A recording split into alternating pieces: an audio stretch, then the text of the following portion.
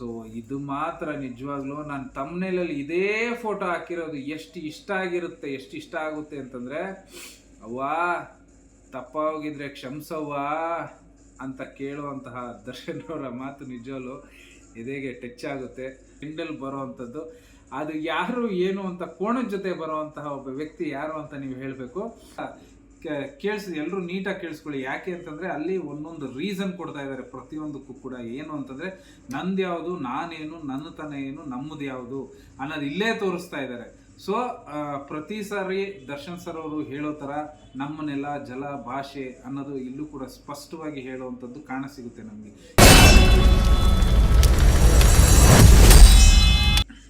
Hi, hello, ನಮಸ್ತೆ. ABC news ಕರ್ನಾಟಕಕ್ಕೆ ಸ್ವಾಗತ. ಎಲ್ಲರೂ ಹೇಗಿದ್ದೀರಿ? ಬೆಳಗ್ಗೆಯಿಂದ ಇವತ್ತು 16ನೇ ತಾರೀಕು ಡಿಸೆಂಬರ್ 16 ಏನು ಅಂತಂದರೆ ನಿಮ್ಮೆಲ್ಲರ ಪ್ರೀತಿಯ ಡಿ ಬಾಸ್ ದರ್ಶನ್ ರವರ ಕಾಟೇರ ಚಿತ್ರದ ಟ್ರೇಲರ್ ರಿಲೀಸ್ ಇದೆ. Official trailer launch event. ಅದು ಒಂದು ವಿಷಯ ಮಾತ್ರ ಹೇಳಕ್ಕೆ ಇಷ್ಟಪಡ್ತೀನಿ. ಜಸ್ಟ್ ಆನಂದ್ ಆಡಿ ಅವರು 1 ನಿಮಿಷಕ್ಕೆ ಹಿಂಗೆ ಲೈವ್ನ ಹಿಂಗೆ ಆನ್ ಮಾಡಿಬಿಟ್ರು. ವ್ಯೂಸ್ ಎಷ್ಟಿದೆ ಗೊತ್ತಾ? 10,000 ವ್ಯೂಸ್ ಇದೆ.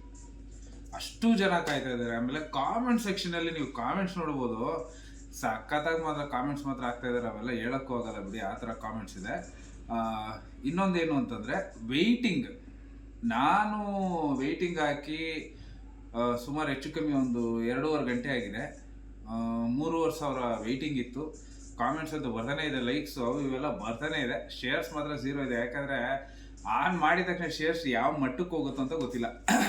ಸೊ ಎಲ್ರಿಗೂ ಈಗ ನೋಡ್ಬೋದು ನೋಡಿ, ಲೈವ್ ಕೊಟ್ಟಿದ್ದಾರೆ ಆನಂದ್ ಆಡಿಯೋದವರು. 4 ನಿಮಿಷಕ್ಕೆ 8,000 ವ್ಯೂಸ್ ಆಯಿತು. ಏನಿಲ್ಲ, ಬರೀ ಆಕಾಶ ತೋರಿಸ್ತಾ ಇದ್ದಾರೆ, ಬೇರೆ ಏನೂ ತೋರಿಸ್ತಾ ಇಲ್ಲ. ಇರಲಿ, ಆದಷ್ಟು ಬೇಗ ಲಾಂಚ್ ಆಗಲಿ ಟ್ರೈಲರು. ಅದಕ್ಕೆ ಮುಂಚೆ ಒಂದೇ ಒಂದು ವಿಡಿಯೋ ನಾನು ನಿಮಗೆ ಪ್ಲೇ ಮಾಡಬೇಕು ಟ್ರೈಲರ್ ರಿವ್ಯೂ ಮಾಡೋದಕ್ಕಿಂತ ಮುಂಚೆ.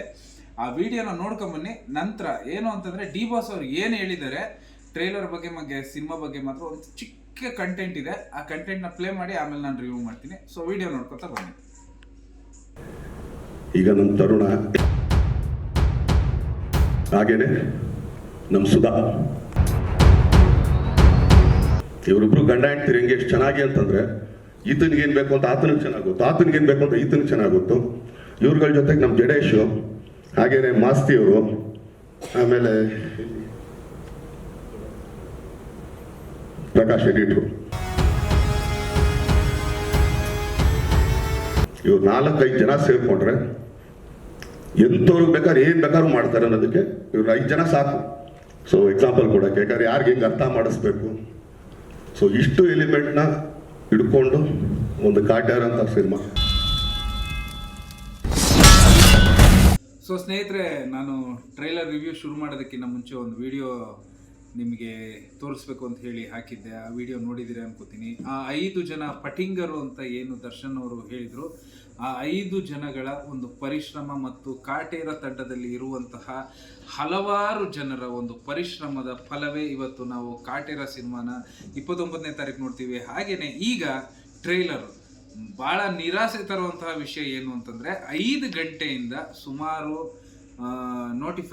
ನೋಟಿಫೈನ ಮಾಡಿ ಬಿಟ್ಟು ಸಾಕಷ್ಟು ಕಾಯ್ದು ಒಂದು 3 ಗಂಟೆಗಳ ಕಾಲ ಕಾಯ್ದು ಸಡನ್ನಾಗಿ ಅದು 3:37 9:38 ಟ್ರೇಲರ್ ರಿಲೀಸ್ ಆಗೋಗಿದೆ.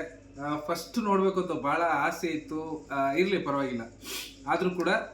ಸೊ ಆ ವಿಡಿಯೋ ನೋಡ್ಕೊಂಬಂದರೆ 5 ಜನಕ್ಕೆ ಫಸ್ಟು ಥ್ಯಾಂಕ್ಸ್ ಹೇಳೋಣ. ಒಂದು ಉತ್ತಮವಾದಂಥ ಒಂದು ಚಿತ್ರವನ್ನು ಕೊಡ್ತಾರೆ ಅಂತ. ಇನ್ನು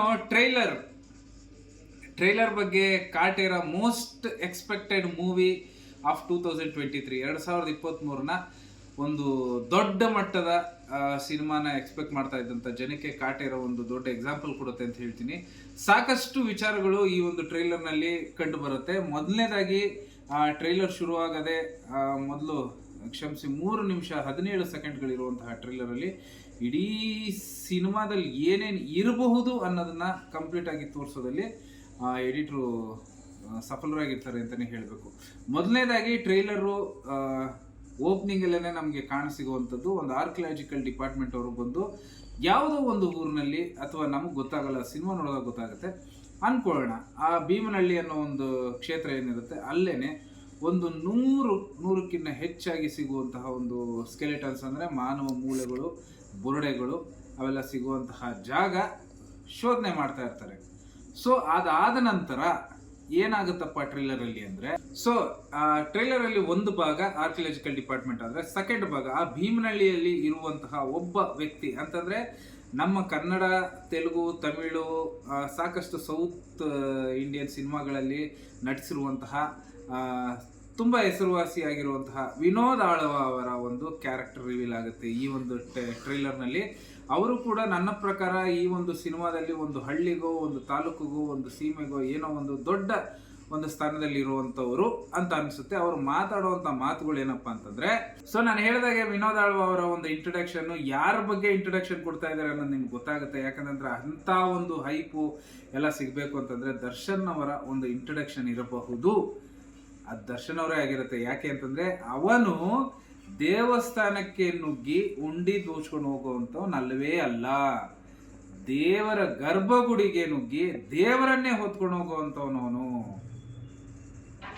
ಆಮೇಲೆ ಮತ್ತೊಂದು ಡೈಲಾಗ್ ಹೊಡಿತಾರೆ, ಸಖತ್ ಪಂಚಿಂಗ್ ಡೈಲಾಗ್. ಅದು ಏನು ಅಂತಂದ್ರೆ, ಊರಿನಲ್ಲಿರುವ ಹೆಂಗಸರು ಮನೆ ಮುಂದೆ ಯಾವತ್ತೂ ನೀರಾಕಿ ತಾರ್ಸಲ್ಲ ಅಂತ ಹೇಳ್ತಾರೆ. ಯಾಕೆ ಅಂತಂದ್ರೆ ಅವನು ಇಡೀ ಊರು ಬೀದಿನೇ ರಕ್ತದಲ್ಲಿ ತಾರಿಸ್ಬಿಟ್ಟು ಹೋಗ್ಬಿಟ್ಟಿದ್ದಾನೆ ಅಂತ ಒಂದು ಡೈಲಾಗ್ನ ಹೇಳ್ತಾರೆ ವಿನೋದ್ ಆಳ್ವ ಅವರು. ಸೊ ಆ ಡೈಲಾಗ್ ರೈಟ್ರು ಮಾಸ್ತಿ ಅವರು ಮಾತ್ರ ತುಂಬ ಅದ್ಭುತವಾಗಿ ಡೈಲಾಗ್ಗಳು ಕೊಟ್ಟಿದ್ದಾರೆ. ಸಖತ್ತು ವೆಯ್ಟ್ ಇದೆ, ತೂಕ ಇದೆ.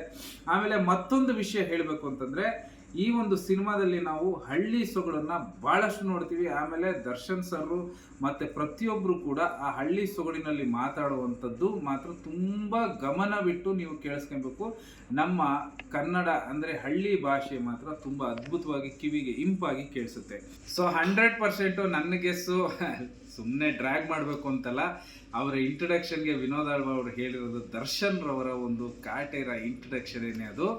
ಯಾಕೆ ಅಂತಂದರೆ ಅದು ತದನಂತರ ಅವರು ಹೊಡೆಯೋ ಡೈಲಾಗ್ ತದನಂತರ ಒಂದು ಫೈಟ್ ಸೀಕ್ವೆನ್ಸ್ ಓಪನ್ ಆಗುತ್ತೆ ಟ್ರೈಲರಲ್ಲಿ. ಆ ಫೈಟ್ ಸೀಕ್ವೆನ್ಸಲ್ಲಿ ನೀವು ನೋಡಿದಾಗ ಹಿಂಗೆ ತಿರುಗಿ ಹಿಂಗೆ ಬರುವಂಥದ್ದು ಸಿಲೋಟ್ ಶಾಟ್ನಲ್ಲಿ ದರ್ಶನ್ ಅವ್ರನ್ನ ನಾವು ಭರ್ಪೂರವಾಗಿ ಕಣ್ತುಂಬ್ಕೊಬೋದು.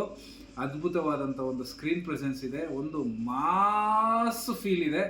ಅಂದರೆ ದರ್ಶನ್ ಸರ್ ಹೇಳಿದ ಮಟ್ಟಕ್ಕೆ ಸಾಕಷ್ಟು ಕಡೆ ನಾವು ಅವರೇ ಹೇಳಿದಾಗೆ ಏನಪ್ಪ ದರ್ಶನ್ ಸಿನಿಮಾದಲ್ಲಿ ಏನಿರುತ್ತೆ, ಒಂದು ಫೈಟ್ ಇರುತ್ತೆ, ಅದಿರುತ್ತೆ, ಇದಿರುತ್ತೆ ಅಂತ ಅಂದ್ಕೊಂಡು ಬರ್ತಾರೆ ಅಂತ. ಬಟ್ ಟ್ರೈಲರ್ ಮುಂದಕ್ಕೆ ಹೋಗ್ತಾ ಹೋಗ್ತಾ ಹೋಗ್ತಾ ಹೋಗ್ತಾ ಸಿನಿಮಾದಲ್ಲಿ ಏನೇನು ಸಿಗುತ್ತೆ ಏನೇನು ಸಿಗಲ್ಲ ಅನ್ನೋದು ಕಂಪ್ಲೀಟಾಗಿ ನರೇಷನ್ ಮಾತ್ರ ಅದ್ಭುತವಾಗಿ ಮಾಡಿದ್ದಾರೆ. ಯಾಕೆ ಈ ಮಾತು ಹೇಳ್ತಾ ಇದ್ದೀನಿ ಅಂತಂದರೆ, ಟ್ರೈಲರ್ ಕಟ್ ಮಾಡೋದಕ್ಕೆ ಸಿನಿಮಾದಲ್ಲಿ ಏನೇನು ಇರುತ್ತೆ ಅಂತ ತೋರ್ಸೋದನ್ನೇ ಟ್ರೈಲರ್ ಅಂತ ಹೇಳೋದು. ಸೊ ಇಲ್ಲಿ ನಮಗೆ 25% ಸಿಕ್ಕಿದೆ ಏನಿರ್ಬೋದು ಅಂತ. ಏನು ಅಂತಂದರೆ, ಇದು ರೈತರಿಗಾಗಿ ನಡೆಸುವಂತಹ ಹೋರಾಟ, ಒಬ್ಬ ಜಮೀನ್ದಾರ ದೊಡ್ಡ ಆಗರ್ಭ ಶ್ರೀಮಂತನ ಪಾತ್ರದಲ್ಲಿ ಮಾಡಿರುವಂತಹ ತೆಲುಗುನ ಖ್ಯಾತ ನಟ ಜಗಪತಿ ಬಾಬು ಹಾಗೂ ಇನ್ನು ಹಲವಾರು ಜನ ಇದರಲ್ಲಿದ್ದಾರೆ. ಇವರು ಒಂದು ನನ್ನ ಪ್ರಕಾರ ಹಳ್ಳಿನಲ್ಲಿ ಸಾಮಾನ್ಯ ವರ್ಗ, ಕೆಳವರ್ಗ, ಮೇಲ್ವರ್ಗ ಅಂತೆಲ್ಲ ಇರುತ್ತೆ. ಸೊ ಸಾಮಾನ್ಯ ವರ್ಗದಲ್ಲಿ, ಕೆಳವರ್ಗದಲ್ಲಿ ಇರುವಂತಹ ಕೆಲವು ರೈತರು ಅಥವಾ ಬಡವರ ಕೂಗಿಗೆ ಸ್ಪಂದಿಸುವಂತಹ ಪಾತ್ರದಲ್ಲಿ ದರ್ಶನ್ ಅವರು ಮಾಡಿದ್ದಾರೆ ಅಂತ.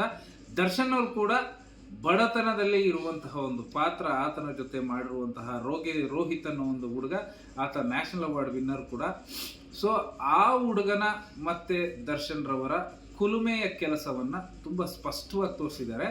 ಅಲ್ಲಿ ದರ್ಶನ್ ಅವರು ಒಂದು ಡೈಲಾಗ್ ಹೊಡಿತಾರೆ, ನಮ್ಮೂರು ಭೀಮನಹಳ್ಳಿನಲ್ಲಿ ನಾನು ಕುಲ್ಮೆ ಕೆಲಸ ಮಾಡ್ಕೊಂಬಂದಿದ್ದೀನಿ, ಕುಲ್ಮೆ ಕೆಲಸನೇ ನಮ್ಮ ದೇವರು ಅಂತೆಲ್ಲ ಹೇಳ್ತಾ ಬರುವಂತಹ ದರ್ಶನ್ ಸರ್ ಅವರ ವಾಯ್ಸ್ ಓವರ್ನಲ್ಲಿ ಬರುವಂತಹ ಸೌಂಡು ಮತ್ತೆ ತಿರ್ಗಾ ಅದು ಕ್ಲೋಸ್ ಆಗಿ ಇನ್ನೊಂದು ಕಡೆ ಓಪನ್ ಆಗೋದೇನಪ್ಪ ಅಂತಂದ್ರೆ, ಇಲ್ಲಿ ಇನ್ನೊಂದು ಸ್ಪಷ್ಟವಾಗಿ ಏನು ಗೊತ್ತಾಗುತ್ತೆ ಅಂದ್ರೆ ಸ್ನೇಹಿತರೆ, ನನ್ನ ಪ್ರಕಾರ ಈ ಸಿನಿಮಾದಲ್ಲಿ ದರ್ಶನ್ ಅವರ ಇಂಟ್ರಡಕ್ಷನ್ನು ಜೈಲಿಂದ ರಿಲೀಸ್ ಆಗ್ಬೋದೇನೋ ಈ ಸಿನಿಮಾದಲ್ಲಿ ಅನ್ನೋದೊಂದು ಇದೆ. ಯಾಕೆಂತಂದ್ರೆ ಅಷ್ಟೊಂದು ದೊಡ್ಡ ಅಪರಾಧಿನ ಆಚೆ ತರೋದು ಒಳ್ಳೇದಾ ಕೆಟ್ಟದ ಅಂತ ಯೋಚನೆ ಕೂಡ ಮಾಡ್ತಿರ್ತಾರೆ. ಸೊ ಟ್ರೇಲರ್ ರಿಲೀಸ್ ಆಗಿ ಅಥವಾ ಟ್ರೇಲರ್ನ ನೀವು ನೋಡಿ 58 ಸೆಕೆಂಡ್ಗಳ ತನಕ ದರ್ಶನ್ ರವರನ್ನ ನಾವು ನೋಡುವಂಥದ್ದಾಗಲ್ಲ.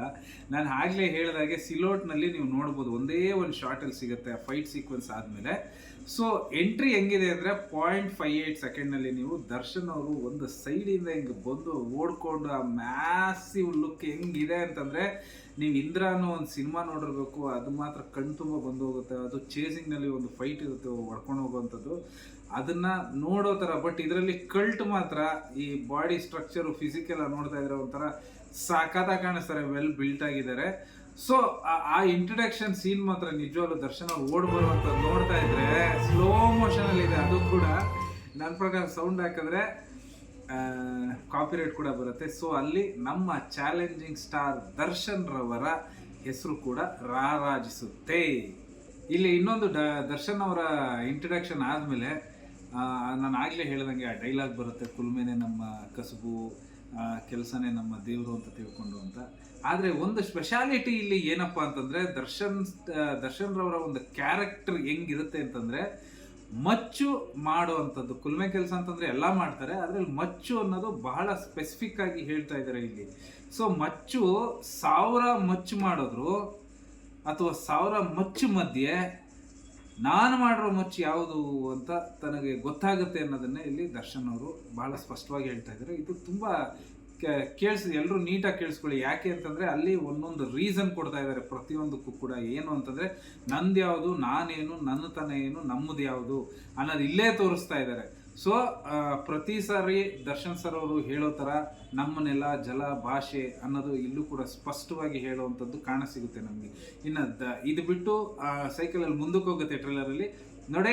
ನಿಮಗೆ ಬೋರ್ ಅನ್ನಿಸ್ಬೋದು, 3 ನಿಮಿಷ 17 ಸೆಕೆಂಡ್ಗಳು ಇರುವಂತಹ ಟ್ರೇಲರ್ನ ಇಂಚಿಂಚು ಹೇಳಬೇಕು ಅನ್ನೋ ಉದ್ದೇಶ ನನ್ನದು. ಯಾಕೆ ಅಂತಂದರೆ ಒಬ್ಬ ಪಕ್ಕ ಕನ್ನಡ ಸಿನಿಮಾ ಅಭಿಮಾನಿ, ಅದರಲ್ಲೂ ದರ್ಶನ್ ರವರ ಹುಚ್ಚು ಅಭಿಮಾನಿ, ಪ್ರತಿಯೊಬ್ಬರೂ ಇಷ್ಟಪಡ್ತೀನಿ, ಇಲ್ಲ ಅಂತಲ್ಲ, ಎಲ್ಲರಿಗಿನ್ನ ಕೊಂಚ ಹೆಚ್ಚು ನಮ್ಮ ದರ್ಶನ್ ಅವ್ರನ್ನ ನಾನು ಇಷ್ಟಪಡ್ತೀನಿ.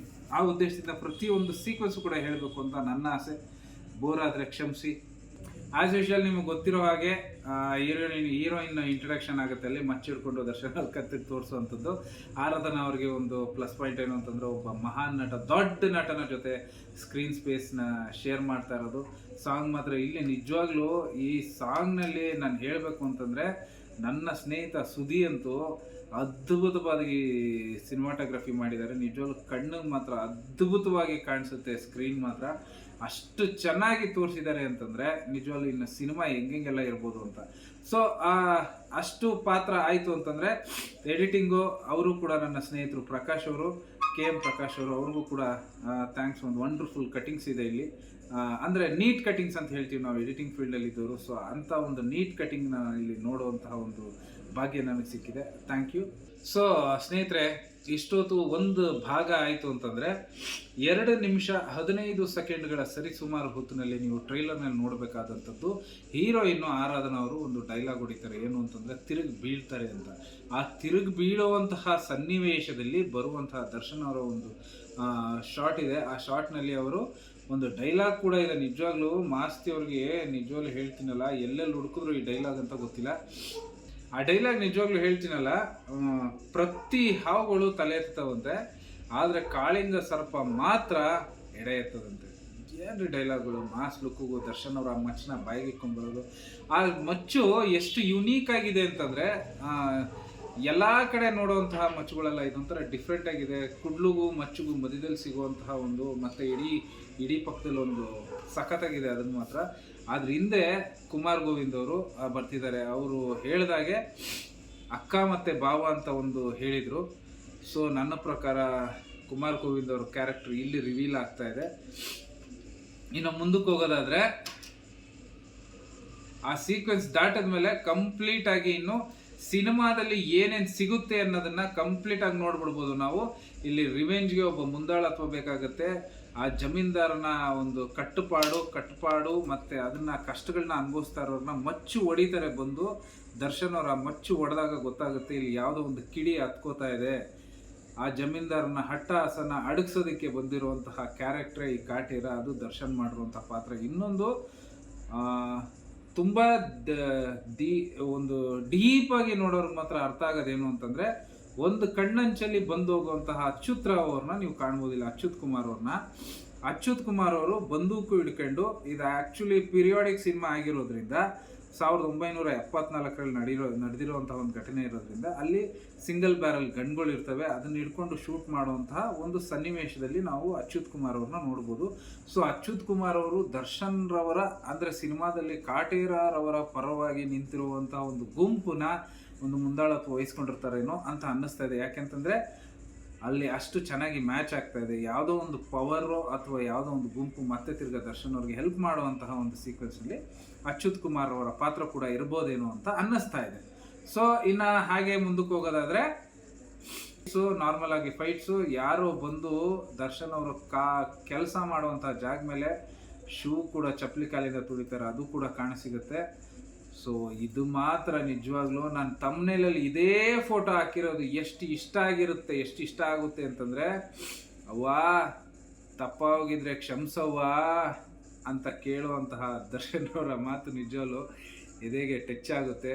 ಸೊ ಸ್ನೇಹಿತರೆ, ಇಷ್ಟ ಆಗಿತ್ತು ಒಂದು ಟ್ರೇಲರ್ನ ರಿವ್ಯೂ ಆಗಲಿ ವಿಮರ್ಶೆ ಆಗಲಿ. ಆದರೆ ಒಂದು ಮಾತ್ರ ಗೆಸ್ ನೋಟ್ ಹಾಕಿರ್ತೀನಿ, ಇನ್ನೊಂದು ನಾನು ತಮ್ನೇಲಲ್ಲಿ ಒಂದು ಫೋಟೋ ಹಾಕಿರ್ತೀನಿ, ಲಾಸ್ಟ್ ಟ್ರೇಲರ್ ಎಂಡಲ್ಲಿ ಬರೋ ಅಂಥದ್ದು. ಅದು ಯಾರು ಏನು ಅಂತ ಕೋಣದ ಜೊತೆ ಬರೋವಂತಹ ಒಬ್ಬ ವ್ಯಕ್ತಿ ಯಾರು ಅಂತ ನೀವು ಹೇಳಬೇಕು.